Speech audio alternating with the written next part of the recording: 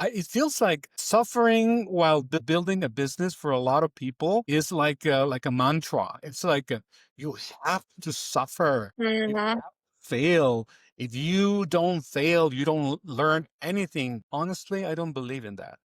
Hey, welcome back to Right Media Group Chronicles. We're keeping it real, sharing fresh ideas, and giving you the fuel to keep moving forward. Let's jump in. Hello, today I'm joined by Carlos Ponce, who is the founder of PeopleBound, a family run podcast studio. He calls it a lifestyle business built on balance and human warmth in a world full of hype. Carlos, welcome. How did this all begin? Well, first of all, thank you for having me on the show, Yolanta. It all Welcome. began. There's a story behind it, and if I may, I like to elaborate on the genesis of how it all came about because it was a fun thing to do. It started about 15 years ago, actually, in the very early days of. There was a platform back then called Google Hangouts on Air, Mm-hmm. and I was in charge of an internal communications program at a company, at a very software company. And then I started having internal meetups like we met and that using that tool. And because of a lot of these people were software developers whose native language was not English. Mm-hmm. And so I helped them with their English skills and soft skills and such for communication purposes. So we started doing something internally. So it was like a fun thing to do because we met online, but it was an internal thing. One day I thought, why don't I bring people from the outside to talk to these guys? Mm-hmm. Like someone who could be of interest to them, and like some personality from the tech world. And I invited a several, and then it was a hit, an internal hit. Like people liked it. I was like, oh, where did you get this guy? Yeah, I want to talk to Mr. Some so so. And then it was so that they liked it very much. So it became popular inside of the organization. So one day I had this realization, why don't we, instead of keeping it internal, why don't we bring it to the world and make it a lot, right? Mm-hmm. So why don't we just boom, take it out there, broadcast it freely, not just internally? And when I started doing that, that was the genesis of what now is my podcast business. Mm-hmm. Why was that? Because number one, I realized that, as you can tell, I mean, we have previous conversations. I am a talker. I like to talk. I like conversations, right? So I enjoyed the process of having these conversations, not only with the software developers, but with the personalities that I invited to have conversations with them. So this entire process was the early stage of what became a very successful and popular podcast. And I'm not gonna say the name, but it's still I left the company years ago, and it is still running after 10 years. Somebody else Wow. took over. So it became a great way to become Mm-hmm. to communicate with people. Now, back in those days, I didn't call it a podcast because it was really not a podcast. It was just like an online TV show in which Uh-huh. we met Interesting. live, right? We didn't record it. We met live Wow. and we just had the conversation live. It was a fun thing. But then, as I became more interested in the process, I learned that there were tools that allowed you to do a number of things, like broadcast globally, but at the same time, you can record it, you can edit, you can do a number of great things. And then I became familiar with the concept of content repurposing. What does it means that you probably know this already, but I'm just going to say it for the audience. That's absolutely fine. Yeah. You can you can have a conversation. You're recording it, and you take that recording and you turn it into a bunch of things like blog posts, video snippets, quotes, you name it. So the transcripts, you name it. So that the entire process, I became so familiar with the process of from A to Z, like from Mm-hmm. scouting for the guests, branding the show, naming it, inception, pretty much the entire process of creating a show from inception to delivery. And Mm-hmm. very organic, right? So I'm self taught in the process. And then I started doing it for years and years. and I honed that skill. One day when I left the company that I was doing it for, it just made sense to me that I should turn this into a business, because I can do it not just for my for internally for a company, but Mm-hmm. others. And that was the aha moment was when I company. Okay, I'm gonna leave the company, and of course, because I was working for them, I just left it under their wing. But when I took off, I started doing it for others, for other companies. But now I did it as a service. Mm-hmm. Okay, and it was not easy, because even though that I enjoy the technical process of producing a podcast, there were some elements related to the business side of the equation that, honestly, and I'm gonna say this very, very brutally, bluntly, honestly, it's like the learning curve was very steep. We made a lot of mistakes at the beginning. We just explored with business formulas that didn't work. But after 2 years, it's like we honed those areas of opportunities, and we polished our processes in a way that now we have a small business that is family owned, and I'm doing this with my son. We're partners in this agency, and here we are. I mean, we're working with great companies, with great guests, about a bunch of awesome topics that are very interesting, and we're enjoying the process. Mm-hmm. Last but not least, Yolanta, what I would like to say is that the reason why I chose podcasting as a business and as an activity, as a way of life, is because, as I mentioned, I like to have conversations, human conversations with real people. And a podcast like this is ideal for that. You can still have a nice, warm conversation with a cup of coffee in hand. I got my water. You got your water. You can, well, whatever suits you. You can have whatever you want. You can, it's just, to me, podcasting has that vibe of analog conversations over lunch, right? Yeah, like a social interaction, but Like you're social doing it at interaction. the comfort of your home. Yes, exactly.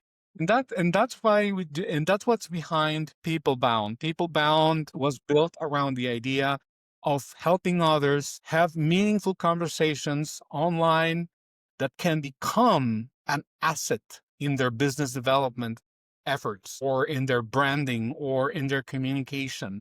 And that's what we do at PeopleBound. That's the story, and I am enjoying the ride. Yeah, it's brilliant. Thank you for sharing that, Carlos.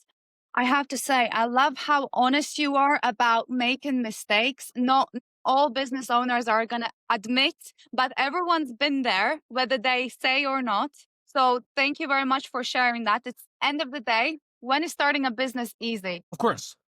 Yeah, I mean, well, I assume I could probably think that there could be some occasions in which starting a business could be easy. And actually, let me tell you something, Yolanta.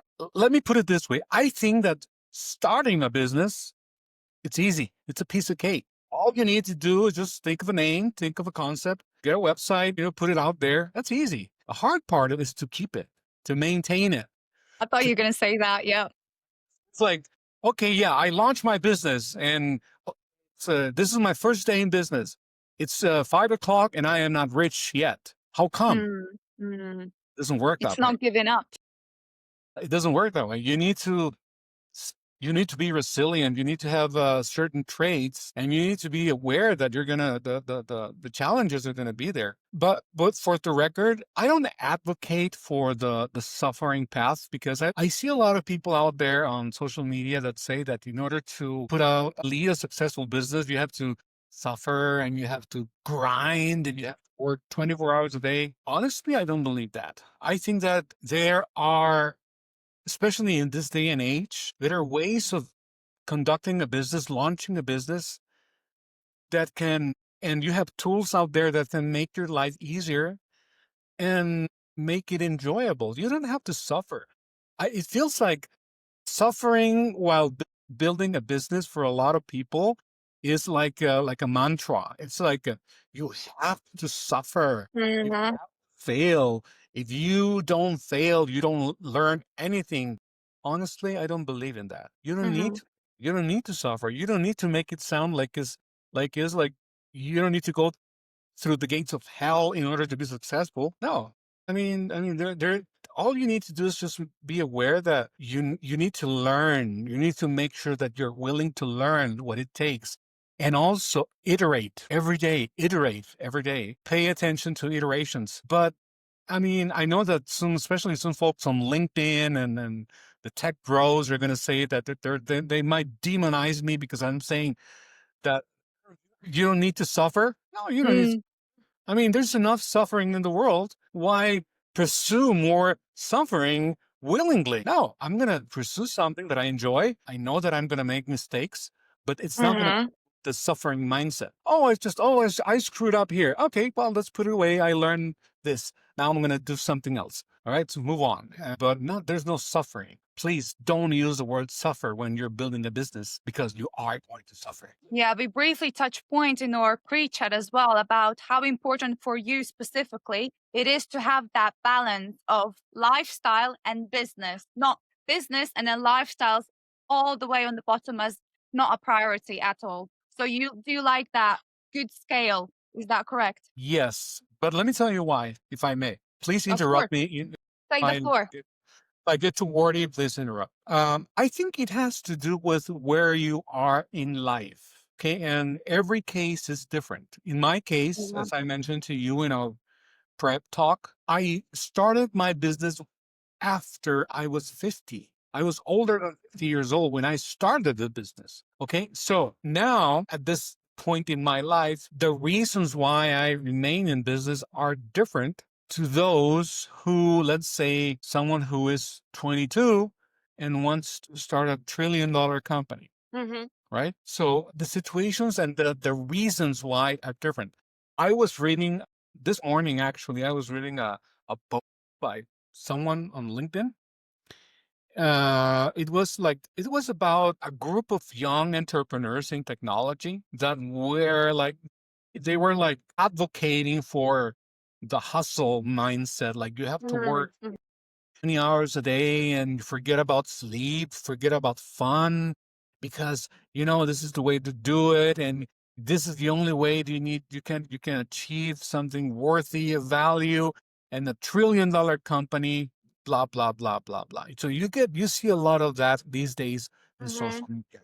When I was reading that post and I saw the pictures of this young man, they were all like in their early 20s and they were like, Mm-hmm. like this.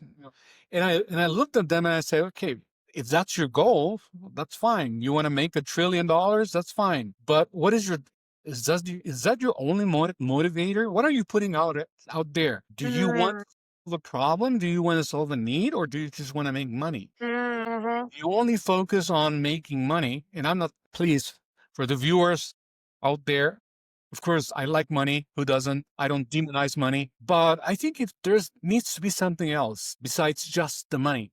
There needs to be something. Like it could be even something as simple as having fun, having joy, creating a service that is of value to others. Mm-hmm. Solving the problem. If you solve the problem, even better. I want to build a $1 billion company and I want to IPO in 3 years. And then I'm going to go to Bali and live the lifestyle. Mm-hmm. If that's your thing, that's fine, but it's not my thing. Again, it could be a generational thing. Mm-hmm. My reasons for building a company are different. Yes, I want to make money. Of course. I want to pay my bills. I want to have fun.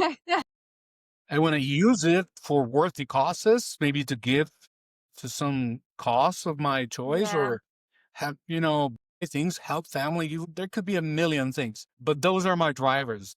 To me, money is not end. I know it's a cliche. It's not an end. Mhm. It's mean, but so be it. It is my reality. It's my focus, my goal Of in course, building it. you're fully entitled to your opinion as we discussed previously. But in regards to touching on problems, actually interesting to mention solving problems. And Elon Musk actually mentioned a quote: "The bigger problem you solve, the more you can get paid for it as well." So it's kind of money is like obviously the benefit, but Mhm. the driving factor is solving the problem for Yeah. somebody else. Yeah, and you can. I mean, the only thing that I see these days when I hear the word, what problem are you solving? There's a misconception about the expression problem solving. When you hear problem solving, a lot of people that it needs to be something very, very dramatic or theatrical, or even, you have to find a cure for an incurable disease, or solve the world's poverty levels in across the world. It doesn't need to be that way. I mean, if it can be something small. The way I see it is, if I solve a problem for a client, and in the case of a client, it could be something as simple as having a tool to have a conversation. That's what I am offering him. I mean, the client, right?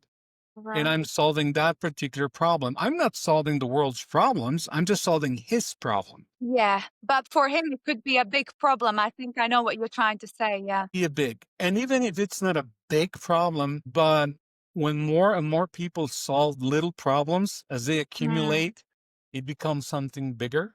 yes, And then absolutely. now we're talking, right? Now we're at least making a dent in the world. So, touching back on the partnership you have with your son, could you explain what's that like day to day? Yeah, it is a very interesting story Mm, also. And I'll try to be brief because of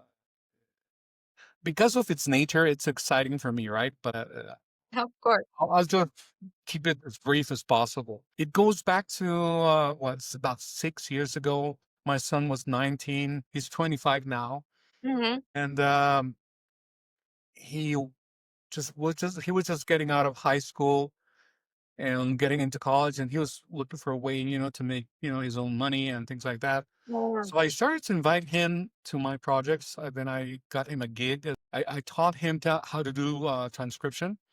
Mm, And so he started transcribing materials and copy for and audios for my clients. So I hired him, right? I brought him to initially to help him gain experience, professional experience, and exposure to the business world. And we made it was like a well-oiled relationship between him and I. mm. And there is a personal element in there that I will mention. The personal element is that it was not just a business thing, it was an encounter. Okay, What do you mean because by that? I meant that, I need to back to my family situation. I mean, he that was my first marriage, so his Mm, separation things, that some yeah. that I'm not going to get into right now, but I'm not afraid to talk about it either. But I'm just going to say that I hadn't seen him for a long time, so I hadn't really talked to him so it was like a reunion, or like a reunion. Yeah. Oh, that's brilliant. So it kind of like brought you together, like connected you through this. Yeah, we connected. We connected, when he was That's 17. beautiful. And at 19, I said, why don't you just join me to, you want to make money and I have Yeah. something for you. I can teach you something. So it was like a bonding experience Mm, with mhm. him. And we have been doing that ever since for 6 years in a row. Wow. Okay. So, and when I decided to build a company, to start a company, I spoke to him and I said, why don't you and I become partners? Mhm. And we teamed up, and here we are. We're partners. It's a small company, a small firm, but You it's can not say boutique, that's fine. a boutique type of marketing firm, but it's him and I and some collaborators. But the point is that it's a family experience for me as well. And we're like in different places. Right now he resides. He lives in Tucson, Arizona. Mm. He also has a job at a very large, I'm not going to say the company name, but it's a very large electric car company. Oh. Yeah, they're very famous nowadays. Uh, so he's he so he's got a job there, Mhm. but he also is my partner. Mm. So that's the story. That's how we came about to build PeopleBound. And so, yeah, that was it. I suppose each person brings different strengths to the partnership. Where would you say is his strength and where is your strength in this partnership? That's easy. I mean, his strengths is that he's 25 and I'm 59.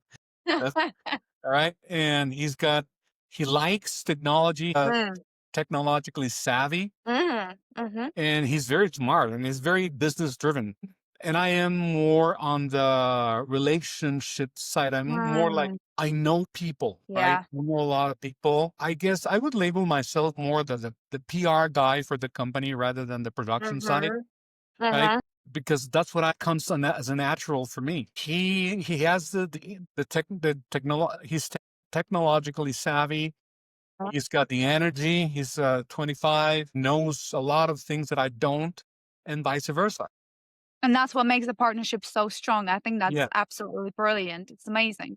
So, Yes. obviously, when we spoke previously, you've briefly touched point on technology, and technology is like handing a Ferrari keys to a 13-year-old. And I would really love to kind of go back to that concept. And if you might explain that to the audience, please, because I absolutely love that analogy. Absolutely. Yeah. When I said that, especially these days, when you have AI and quantum computing, all these very, very, very, very extremely complex high-end technologies that are very, very powerful, I think that when I use the analogy that you mentioned, the handing over the keys to a Ferrari, the keys of a Ferrari to a 13-year-old who is drunk and angry, right? When I said that, it was like, picture what could happen if you did that. Nothing good can come out of it. And that's exactly what I think that we could be doing is we have the keys to this very powerful Ferrari, which is a technology, the AI, the quantum computing capabilities, the silicon technologies, everything that is technology oriented. But the drunk teenager is the human right now, the human person. As humanity, it's a symbol of humanity. We are not mature enough to handle such powerful technologies responsibly. Let me give you an example. So you have, for example, these. And by the way, before I forget, a little parenthesis for you and the viewers as well. Yeah. I am never, by no means, demonizing technology. Please don't get me wrong. Okay, actually, I love it. I love it. But what I want to say is this. I think that technology, the way it is now, it needs guardrails because we are Mm, immature as human beings. And the example that I was about to give is you have a generative AI, for example, wherein with a few prompts, you can literally replicate someone on a video or a photograph or a voice, mm, and it's indistinguishable of the real thing. Such mhm. powerful tools can be used for not so good purposes, right? It could be used for extortion. It could be used for really bad things. That's why I think that it needs guardrails of some sort. I don't have the answer how to do that, to be honest. Mhm. I just feel that I should, at least me, Carlos, should speak up about his stance regarding use technology, and I try responsibly and candid, transparently. For example, Right. if you ask me, Carlos, do you use I don't know, Claude or GPT to? Mm, Yeah, I use it. It helps a lot with brainstorming, but then I instill my own personal touch into it mhm, with the mhm, outcome, so that the outcome is really mine. mhm, mm, But I'm not going to use it to resemble anybody's writing or to steal anyone's mm, work. mhm, mhm. Again, we have too much power at hand, and we need to become more aware of our responsibility. I would say personally from the conversations I've had before, they're very similar minded. So it's like using AI as a tool, but still having your own personal touch. Yours goes a little bit deeper as to you still have to be aware, make yourself aware of how dangerous it can be. To give you an example, actually, my husband, so he was scrolling to Facebook and there was this ad from Elon Musk. And as he's very interested in crypto, he was like, "Oh, Elon Musk, it's this new platform. I need to sign up." So he put his phone number in. Next thing he knows, he's getting spam calls from all the way from India, Pakistan, all of them. And it's like they used Elon Musk's voice, to create this ad at this platform that was just from hackers. So Mhm. I think you are very right in this as well. There's the good and there's the bad. Yeah. Yeah, there's good and there's bad. It's just like a Right. Ferrari. I mean, you can use it to take a nice stroll in Dubai or something, or you can use it to crash onto a pole and die. So, I Yeah. mean, what do you want to do? I prefer to Mm, cruise, and but for that, in order for me to enjoy the ride, I need to be mature. I need to be aware of the speed limits, of the powerful of the machine, the yeah. engine, and yeah, and just be a responsible human being. So, in regards to setting guardrails for AI, if you had the power, what guardrail would you put in place personally? I don't know if I am capable of answering it, but I'll give you my opinion. Yes, please. I mean, it can be something even as simple as a paywall, or it can be as simple as some kind of mechanism that could read the user's intentions Mm. before actually getting to use the technology. Mm-hmm. For me, it's a little bit complicated to Yeah. answer that question because I think it's more of a technical question. Yeah. I wouldn't know for sure what kind of guardrails would need to be implemented. Mm-hmm. I think that I would encourage the engineers, the groups of engineers, the engineering community out there to brainstorm for what kinds of cars Mm. they're gonna, because it is needed. I mean, for just as an example, let's say that you want to use an image generation Yeah. a tool, and then you want to replicate someone's image, Mm.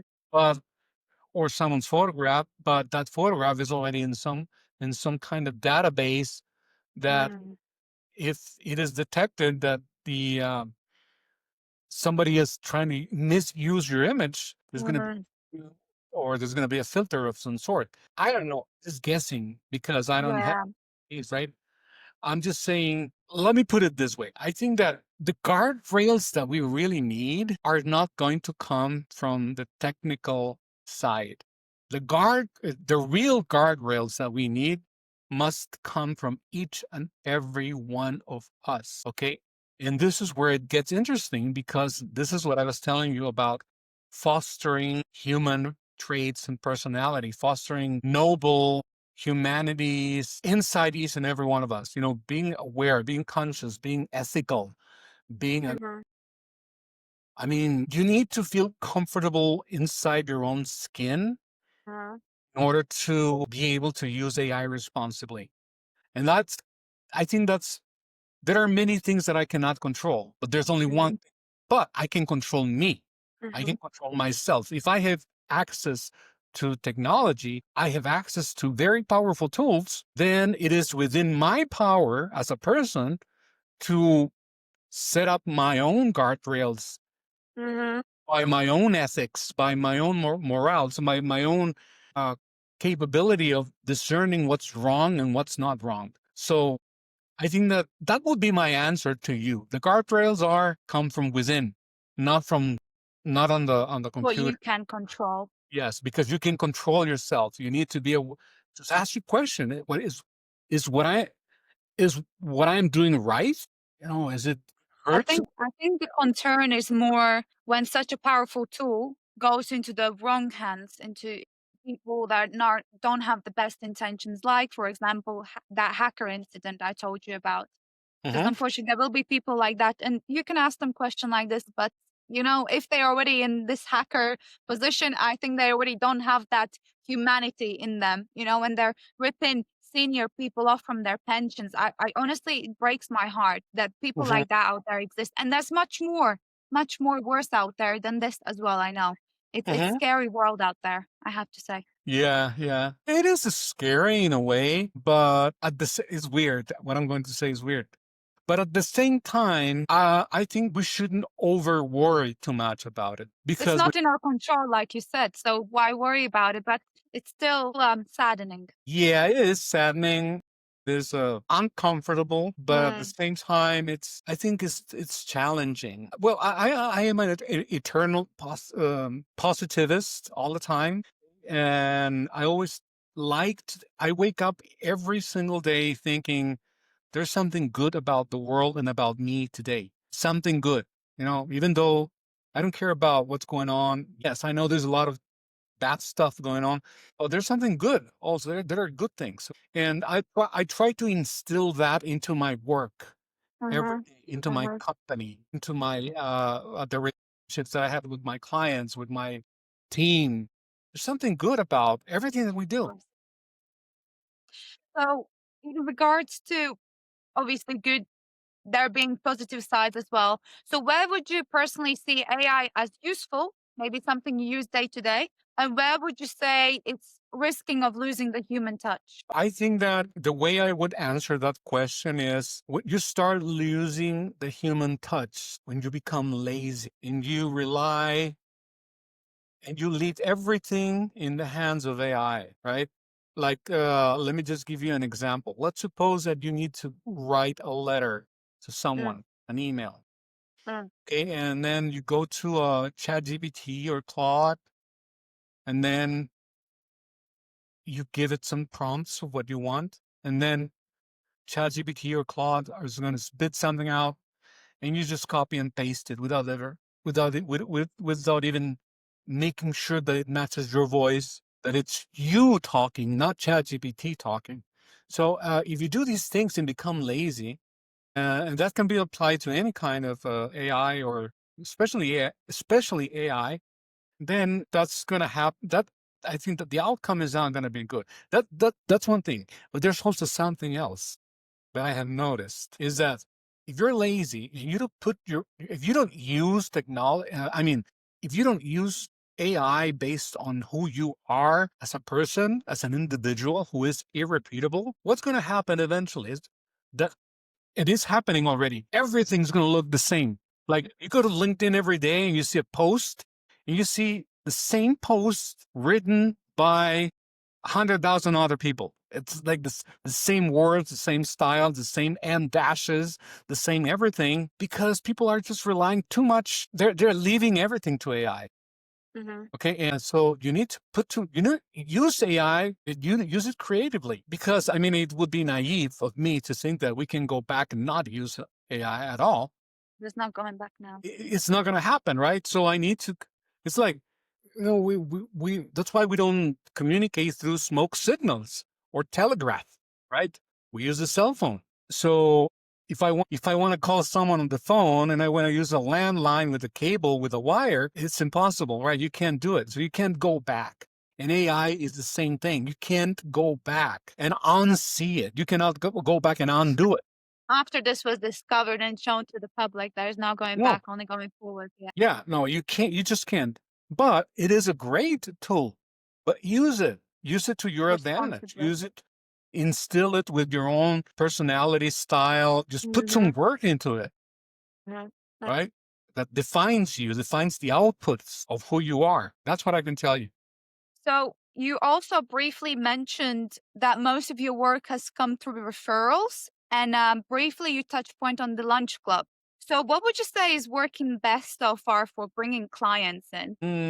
Well, I guess that it's been my, I think it's in my case personally. What has worked for me is simply word of mouth, because I spent a long time hosting and producing a podcast. Okay, it was not my podcast, but I was a host and I was a producer, and that setting allowed me to meet a lot of people and get my name out there.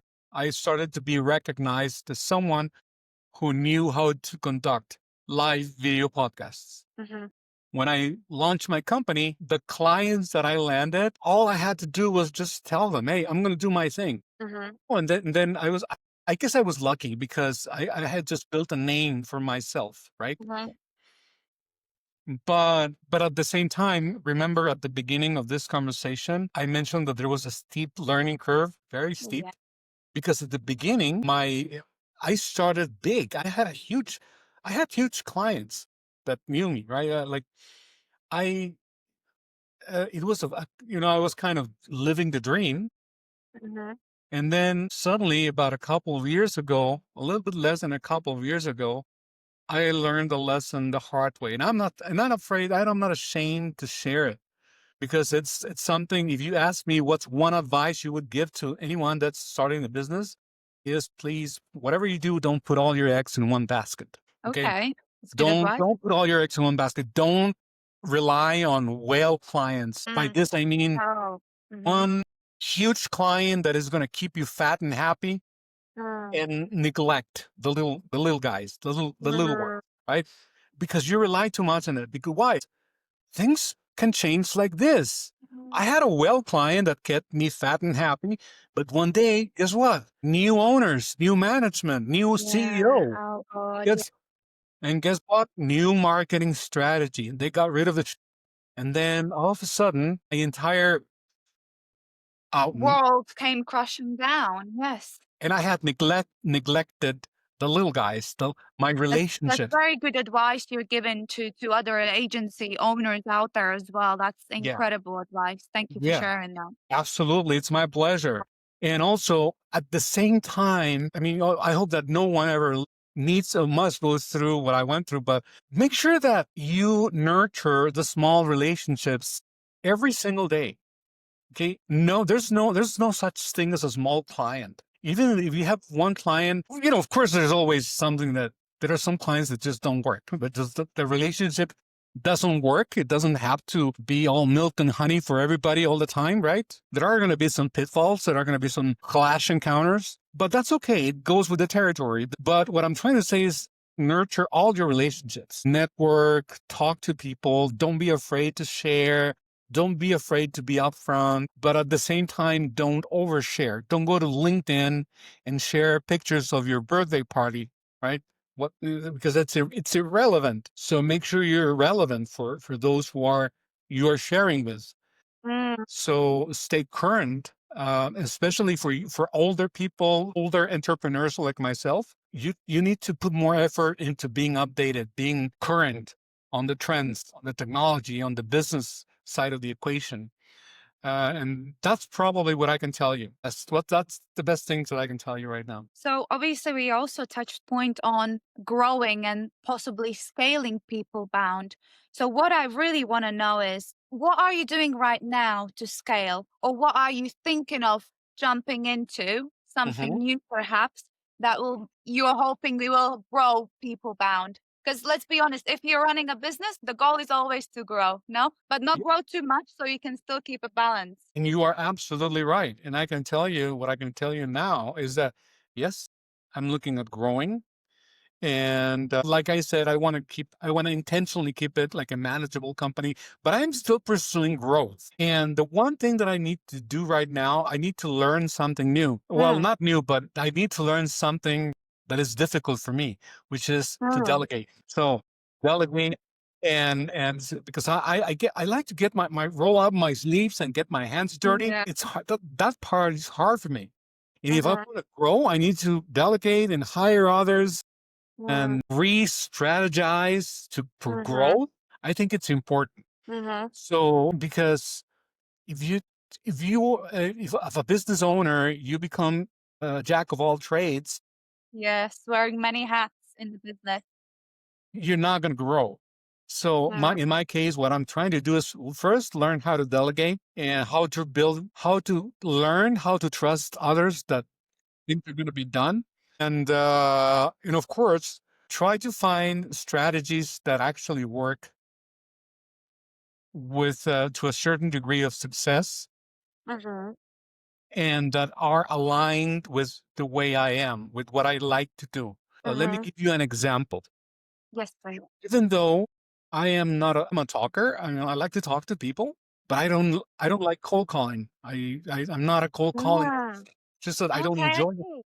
So it's like I'm not going to use cold calling for my business because Yeah, I don't enjoy it. I don't there yeah, might be others who are good at it and do great, yeah. but me, it's not for me. I don't enjoy it.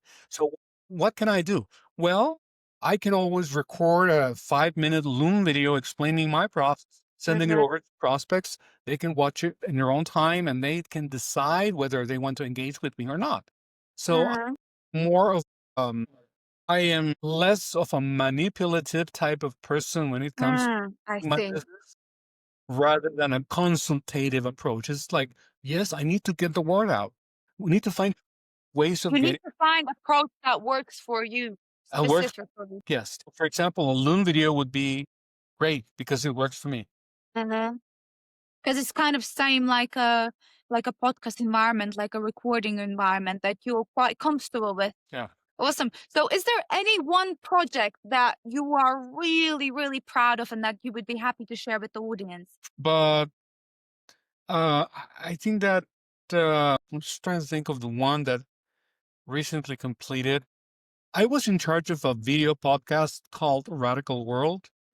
Unfortunately, we had to pause it for now because one of the show's owners passed away, and things got complicated. But it was a great show because it was a mission driven show. It was called Radical World, and it was all about fostering fairness at the workplace, justice, humanities at the workplace. It was all about the values of creating a worthy company. And we always interview people that believe that companies should not just be about the money, it should also serve a purpose greater than themselves, that it should not be about controlling others. It should be about creating an atmosphere of collaboration in a company, which is kind of alien for a lot of people because they say, hey, it's my company, I want to control it. Yeah, you can try to control your company, but you cannot control the individuals working for you at that company. You cannot. You can force them into try to control them. You can try to to forcefully control someone and try to run a company through command and control. But eventually, it's not going to work. So I'm very proud of that project because I hosted it. I mean, I produced it for 2 years. Wow. We It was quite a ride for them. It was a nonprofit type of endeavor, I mean, but it was a great mission that I'm very proud of, in which I participated. I can imagine if the company actually focuses on the people and lets the people contribute to the business, there's also that loyalty they have for the company, which very much so is an issue with many business people just come and go. Mm-hmm. But I imagine if this is the value you're trying to create by people at the company contributing, they want to stay with the company as well because they're being valued. Yeah. Well, that's one way to put it. Yeah. Wow, incredible work. I mean, I hope it resumes for you, and it sounds like something you're very incredibly passionate about. Awesome. So, where can people connect with you online if they're trying to find your services? Okay, we're gonna definitely post a link below so people can easily locate you. Absolutely. Yeah. If anyone Thank you. wants to reach out and learn more about what I'm doing, what we're doing, please feel free. And also on LinkedIn, Hmm. you can just find me on LinkedIn. Maybe when the show notes that you're going to publish. Yes, definitely. We're going to post that on there. Thank you very much for your insights today, Carlos. It has been an incredible experience for me as well to speak to you and actually get down to the human level and let's discuss it, person to person. So thank you for your insights. It was my pleasure. So thank you for inviting me. Yeah.